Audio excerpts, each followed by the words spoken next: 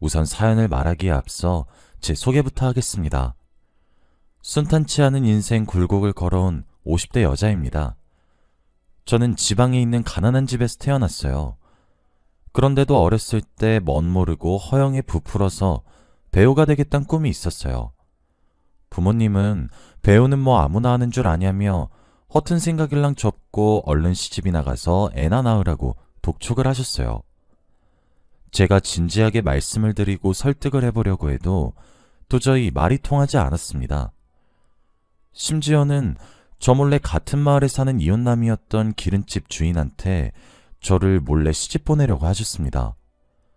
저보다 10살이나 많았던 데다 원래 결혼했던 아내를 패서 아내가 도망간 거라는 소문이 자자한 사람이었죠. 저는 결국 꼭 배우로 성공할 거란 쪽지만 남기고 부모님 몰래 집을 떠나 서울로 상경했습니다. 그 후로 부모님 얼굴을 다시 본 적이 없어요. 서울로 상경한 저는 극단에 들어가 허드렛 일부터 시작했어요. 극단에 들어가 보니 저보다 예쁘고 끼 많은 아이들이 수백 수천이 넘었죠. 주눅들 법도 했는데 패기 넘치던 저는 더는 돌아갈 구석이 없다고 생각하고 악으로 깡으로 열심히 했어요. 비록 제대로 된 배역 하나 주어지지 않고 대사 한 줄 있을까 말까한 엑스트라나 길 가는 행인 역할 정도만 전전했지요. 지금이야 상황이 좀 나아졌을지 몰라도 그때는 주조연 배우들 말고는 거의 대부분이 제대로 된 급여도 받지 못한 채 연극을 했었습니다. 물론 저도 마찬가지였죠. 모아둔 돈도 슬슬 떨어져 가니 밥값이 없어 배를 곪고 하숙비 낼 돈이 없어 하숙집에서 쫓겨날 신세가 되고 말았습니다.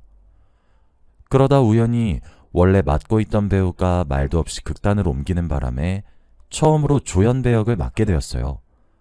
정말 하늘이 내린 기회라 생각하고 열심히 연습했습니다. 그런데 더러운 팔자 어디 안 가는지 처음 막을 올리는 날 아침부터 배가 살살 아파오더니 연극을 앞두고 있을 때쯤엔 정말 죽을 것 같이 아프더라고요. 이대로 냅두면 정말 죽을 것 같고 그렇다고 당장 병원에 갈 시간도 돈도 없으니 발만 동동 구르며 참을 수밖에 없었죠. 시간이 지나 마침 제가 등장할 타이밍이 됐을 때 최대한 아무렇지 않은 몸짓과 표정을 하고 무대에 올라갔습니다. 그리고는 그 이후 기억이 없어요. 눈을 떠보니 병원이었죠. 저를 업고 병원까지 달려온 극단 선배가 하는 말로는 무대에 오르자마자 첫 대사를 하기도 전에 쓰러졌다고 하더군요. 병원비는 극단 선배가 급한 대로 대신 내줬고요. 의사 말로는 맹장염이었다고 엄청 아팠을 텐데 그동안 어떻게 참은 거냐고 정말 조금만 늦었어도 터질 뻔했다고 하더군요. 하지만 의사의 얘기는 귀에 들어오지 않았어요. 연극이 어떻게 됐냐고 선배에게 다급하게 물으니 선배는 어두운 표정으로 대답을 회피하더군요. 알고 보니 관객들이 돌발 상황 때문에 극이 망쳐졌다며 표를 환불해달라고 소동이 있었고 그것 때문에 단장이며 출연 배우들까지 화가 나서 극단에서 저를 잘랐다더군요. 결국 저는 첫 대사도 입에서 떼어보지 못한 채로 배우의 꿈을 접어야 했어요. 더 이상 가진 돈도 없으니 하숙집에서도 쫓겨날 게 분명했고 저는 돌아갈 곳이 없는 그야말로 앞길이 막막한 상황에 놓였죠. 그나마 다행이라고 할 수 있었던 건 제가 쓰러진 일을 계기로 저를 업고 병원까지 와준 극단 선배와의 인연이 깊어져 제 상정을 알게 된 극단 선배와 함께 동거를 시작한 거였어요. 그 남자는 다행히 저보다 재능 있는 축에 속해서 간간히 조연이나 단역 배역을 맡고 돈을 벌어오긴 했어요. 저는 그 돈으로 살림꾸리고 그랬죠. 지금으로 따지면 거의 사실혼 관계나 다름없었습니다. 그것도 모자라 저는 그 남자의 아이까지 임신을 했었어요. 비록 유산하긴 했지만요. 그 남자는 알고 보니 겉과 속이 다른 남자였어요. 낮에는 이런 사람이 있나 싶을 정도로 제게 잘해주다가 밤만 되면 술을 먹고 제게 소리를 질러댔어요. 저보고 죽을 뻔했던 목숨 살려주고 갈 곳 없는 거 걷어주기까지 했으면 감사하는 마음이 있어야 할 거 아니냐고 저를 무슨 노예처럼 다뤘습니다. 손찌검 하는 건 기본에 외출도 함부로 못하게 하고 이런저런 말로 제 인격을 모독했죠. 아이를 유산하게 된 이유도 그날 그 남자가 술을 먹고 제 분에 못 이겨 저를 밀쳐서 바닥에 넘어져서 그렇게 되었습니다. 유산한 걸 알게 된 남자가 미안하다고 자기가 잠시 미쳤었다며 자책하는데 바보 같은 저는 그걸 보고 또 마음이 약해져서 그 남자를 용서하고 계속 함께 살았어요. 진짜 제가 미쳤었죠. 아니나 다를까 그 남자의 사과는 또 말뿐이었고 금세 본 모습으로 돌아와 술 마시고 손찌검하고 소리 지르는 일이 이어졌습니다. 그렇게 그 남자한테서 제대로 된 취급도 못 받고 살던 제게 그 남자가 하루는 자기는 다른 여자랑 결혼하려 하니 저보고 이제 알아서 살라고 대뜸 말하는 거예요. 알고 보니 그 남자는 저 몰래 다른 집 아가씨랑 연애해오고 있었고 그 여자가 자기 아이를 가져 결혼을 약속하고 이제 따로 가정을 꾸리려고 하니 한마디로 저보고 자기 인생에서 이제 꺼져달라는 거였죠. 제가 싫다고 이런 법이 어딨냐고 따지니 그 남자는 좋을 대로 하라며 어차피 주인에게 말해서 집 뺀다고 말해둔지 오래고 자기랑 저는 법적으로 아무 관계도 아니니까 제가 아무리 용서받자 할 수 있는 게 없다고 말했죠. 인정하기 싫었지만 그 남자의 말은 전부 사실이었습니다. 저는 처음으로 사랑했던 남자의 배신을 경험하고 그렇게 맨몸으로 쫓겨나고 말았어요. 가진 거 없이 아는 사람 없는 서울 바닥에 나앉게 생겼죠. 배우 말고는 달리 하고 싶은 것도 없고 배운 것도 할 줄 아는 것도 마땅히 없던 제가 할 수 있는 일이라고는 식모일 뿐이었습니다. 그렇게 23살의 나이에 중소기업 사장 집안에 들어가 식모일을 시작하게 되었습니다. 식모일이 쉽지 않다는 건 알고 있었지만 일단 잘 곳과 먹을 게 제공된다는 건 저로서는 무시할 수 없는 장점이었기 때문이죠. 그 집에는 저보다 5살 많았던 당시 기준으로는 노총각이라면 노총각이라 할 수 있었던 사장의 아들도 함께 살고 있었어요. 잘 알지도 못하고 도저히 익숙해지지도 않는 식모일을 하며 사모님께 정말 많이 혼났습니다. 사모님은 매일같이 저보고 쫓겨나고 싶은 거냐고 구박하시면서 제 행동에 트집을 잡으셨어요. 아무리 열심히 해도 칭찬은커녕 트집만 잡아대니 성격에 무슨 문제가 있나 생각했는데 알고 보니 사장님이 전에 있던 식모랑 한번 바람이 났었다고 하더군요. 그 식모를 내쫓고 그 후에 들어온 게 저였던 거고요. 예전에는 그런 일로 이혼하면 여자를 더 뭐라 했던 사회 분위기였기 때문에 사모님도 참고 살곤 있지만 저를 볼 때마다 아무래도 전에 있던 식모 생각이 나서 많이 예민한 거겠지 생각을 했습니다. 그런 일을 참고도 식모 일을 계속할 수 있었던 건 전부 사장님의 아들이었던 도련님 덕분이었습니다. 또 별거 아닌 트집으로 제가 혼나고 있으면 도련님은 은근슬쩍 사모님께 할 얘기가 있다면서 제가 구박당하는 걸 막아주셨어요. 그리고는 사모님 사장님 몰래 제 방문 앞에 초콜릿도 두고 가시고 가끔씩 제가 심부름으로 장보고 돌아가는 길에 만나면 장바구니를 집까지 대신 들어다 준다거나 그러면서 알게 모르게 호감을 쌓아갔습니다. 나중에 도련님께 왜 그렇게 잘해주려고 노력했냐 하니까 처음에는 연민이나 동정 같은 거였다고 하더군요. 그런데 갈수록 이해하기 힘든 감정이 생겨났고 자기는 그게 사랑이라 느꼈다고 하는 겁니다. 도련님의 고백에 제 마음도 흔들렸고 더 이상 숨기는 건 도리가 아니라고 생각해 예전에 극단에서 있었던 일과 식모가 되기 전까지 있었던 일을 밝혔습니다. 그랬더니 도련님은 그런 건 중요하지 않다고 중요한 건 지금 함께 있다는 거라고 말해주더군요.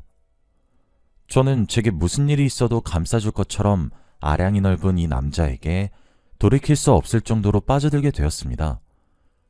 그리고 곧 사장님 부부에게까지 도련님과 제 사이를 들키게 되었습니다.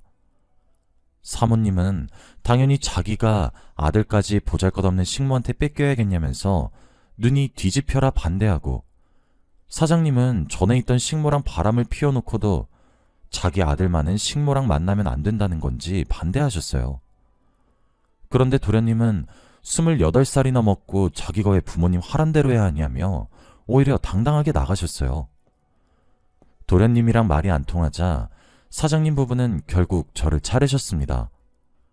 그랬더니 이 저돌적인 남자는 자기도 가정 꾸릴 정도로 벌만큼은 번다면서 자기 부모님께 대든 후 집을 나와 저와 함께 살겠다고 하는 게 아니겠어요? 그 남자는 자기의 아버지 회사 일을 물려받지 않고 한의사 일을 하고 있었던 탓에 집안의 도움 없이도 돈을 벌 수 있었거든요. 그리고 정말로 그 남자와 저는 반대에도 굴하지 않고 식을 올리게 되었어요. 한의사였던 남편 덕분에 저는 태어나서 처음으로 풍족한 삶이라는 걸 경험해 볼 수 있었습니다. 종종 고기 반찬도 먹고 옷도 여러 벌 사고 넓은 집에서 사랑하는 남편과 함께하는 행복한 시간을 보냈죠. 그리 오래 지속되진 못했던 행복이었지만 제게는 아직도 어제처럼 생생한 기억으로 남아 있습니다. 서로 죽고 못 살던 남편과 제 사이에는 금세 아이도 들어섰어요. 눈에 넣어도 아프지 않을 딸아이가 태어난 지 얼마 지나지 않아 평생 갈 것 같던 이 행복도 깨지게 되었습니다. 어느 날 아이를 업고 남편이 집에 돌아오기만을 기다리고 있는데 올 시간이 지나도 도저히 올 기미가 안 보이는 거예요. 그때 전화가 와서 받아보니 병원 응급실이라고 하더군요. 응급실이라는 소리에 불길한 예감이 들었어요. 아니나 다를까 남편은 집에 오는 길에 음주운전 차량과 부딪히는 사고로 목숨을 잃고 말았습니다. 오늘 아침만 해도 다녀오겠다며 출근한 사람이 싸늘한 주검이 되어 돌아오니 정신이 나갈 것 같았어요. 와중에 등에 업힌 아이는 영문도 모르고 제가 오열하니 같이 따라 울고 난리도 아니었죠. 소식을 듣고 달려온 그 남편의 부모님은 병원에서 제 뺨을 있는 힘껏 짝 소리가 울려 퍼지도록 치고는 제 멱살을 잡고 이리저리 흔들면서 온갖 독설을 퍼부었습니다. 식모 주제에 순진한 우리 아들 꼬셔서 몰래 살림까지 차려놓고 얼마나 지났다고 우리 아들이 죽었다는 거야? 죽어도 네가 대신 죽었어야지. 우리 아들 살려내란 말이야. 남편 부모님은 아들이 죽었다는 걸 알고 손주라도 데려갈까 싶었는데 손녀라는 걸 알고는 저보고 하등 쓸모없는 것 이렇게 딱 한마디 하고 돌아가시더군요. 그런 와중에도 차라리 딸아이라 다행이다 싶었어요. 아들이었다면 무조건 빼앗겼을 테니까요. 남편이 죽고 세상에 딸과 달랑 둘만 남겨진 저는 남편이 남긴 조그만 돈과 보험금으로 먹을 거 아껴가며 입을 거 아껴가며 겨우겨우 딸을 키워냈습니다. 딸이 조금 자란 후에는 어린이집에 맡기고 슈퍼 계산원으로도 일하면서 악착같이 살아갔어요. 그리고 아끼고 아껴 모은 돈으로 붕어빵 장사를 시작했습니다. 다행히 딸아이가 너무 잘 자라줘서 저는 딸아이 하나 보면서 열심히 살 수 있었어요. 딸은 홀몸으로 자기 키우는 엄마 꼭 제 손으로 호강시켜줘야 한다면서 누구보다 열심히 공부했어요. 고등학생 때도 장학금을 타서 저를 자랑스럽게 하더니 이름 있는 대학도 전액 장학금 받고 합격해서 제게 큰 기쁨을 안겨다 주었죠. 솔직히 아버지 없이 저 혼자 잘 키울 수 있을까? 많이 걱정을 했는데 그 걱정이 무색할 만큼 엄친 딸의 정석으로 자라주었습니다. 한때 배우 준비하겠다며 철없이 굴었던 제 옛날 모습이 생각날 만큼 아니 저보다도 더 예쁜 숙녀로 자라주었죠. 그런데도 딸아이는 대학까지 와서도 아직은 남자 사귈 마음이 없다면서 찬찬히 생각해보겠다고 했어요.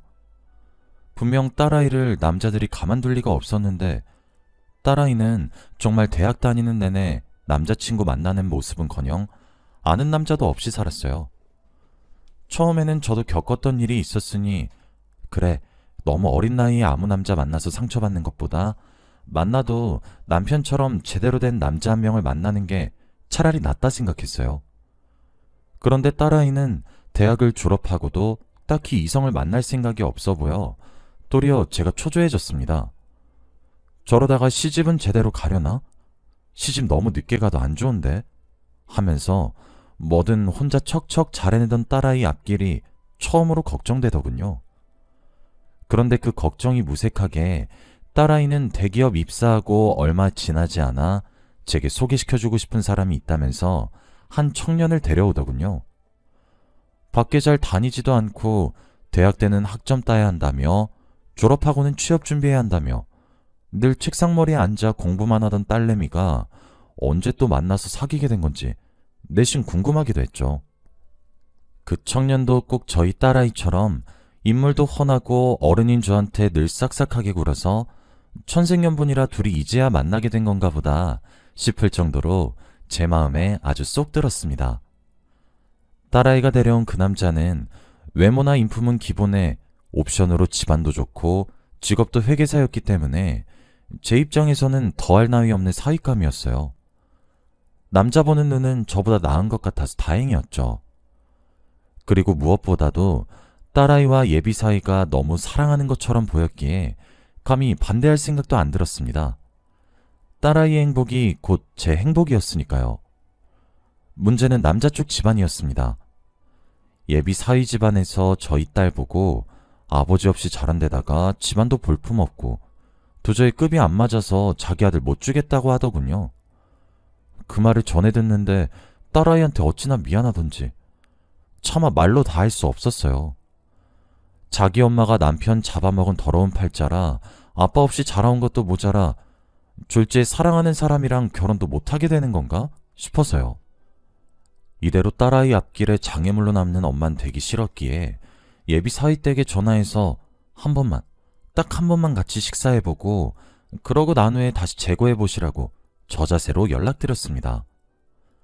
처음에는 자기들이 왜 시간 낭비해가며 그래야 하냐던 예비 사위댁에서도 매일같이 제가 애원하면서 전화로 부탁드린다고 몇 번이나 말을 하니 마음이 조금 동한 건지 두 아이들도 같이 데리고 식사 한번 하자고 날짜를 잡더군요.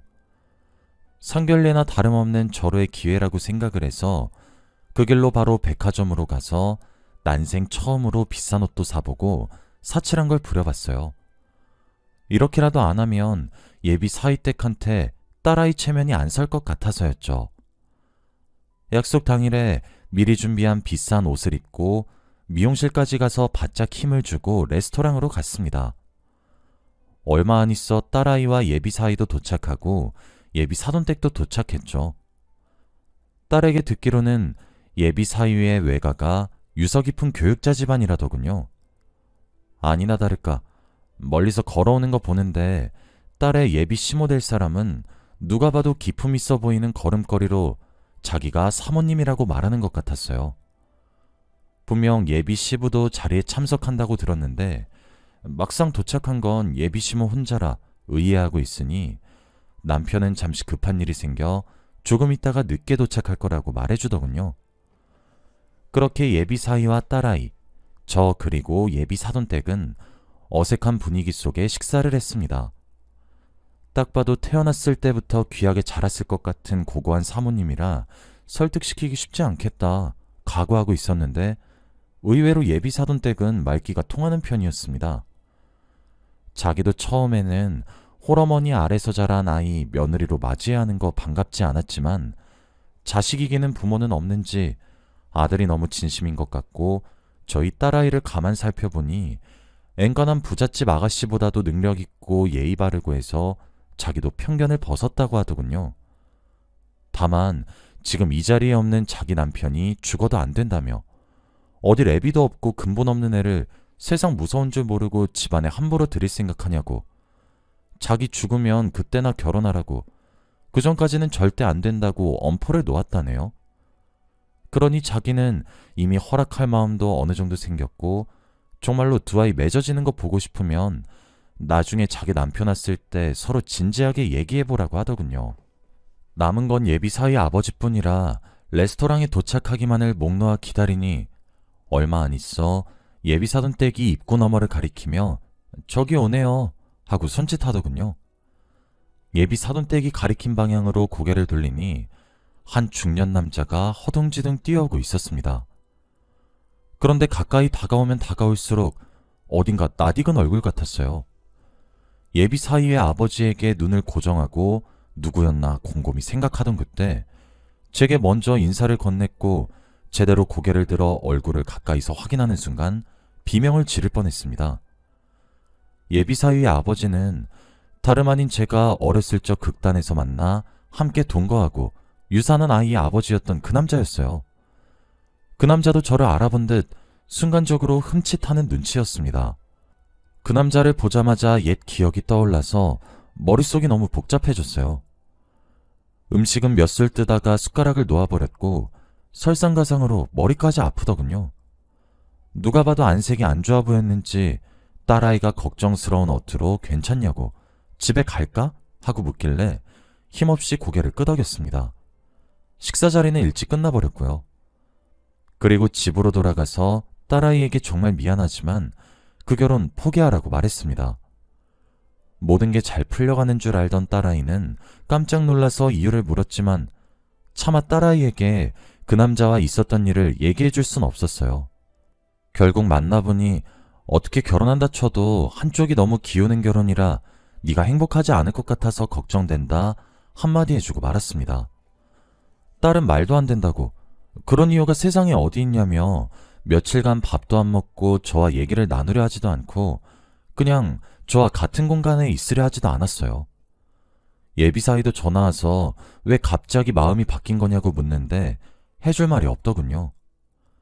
그 이후로 한 달 지난 지금도 예비사위랑 딸은 계속 저보고 마음을 바꾸라 하고 부끄러운 과거를 공유하고 있는 저와 그 남자는 여전히 완강하게 반대하고 있어요. 가만 생각해봐도 그래도 딸을 위해 모르는 척하고 살아야 할지 아니면 오히려 딸을 위해서 더더욱 안 된다고 강하게 나가야 할지 도무지 방법을 못 찾겠어서 답답하네요. 저를 위한 선택을 하는 게 좋을까요? 딸아이를 위한 선택을 하는 게 좋을까요? 사연 들어주신 여러분들 생각은 어떠신가요?